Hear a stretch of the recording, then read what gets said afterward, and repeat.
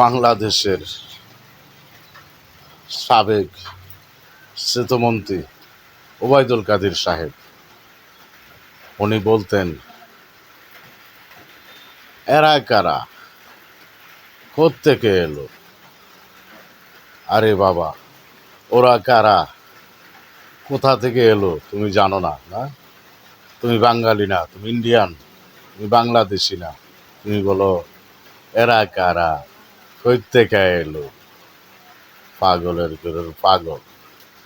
এখন কেমন লাগবে যখন গ্রেপ্তার করে রিমান্ডে নিয়ে, আর ওরে ঘোড়ার ডিম শুনছি, ঘোড়ার ডিম ওর পাশা দিয়ে ঢুকাইবে। ঘোড়া তো ডিম পারে না, ওরে কাউয়ার ডিম ওর পাশায় দিয়ে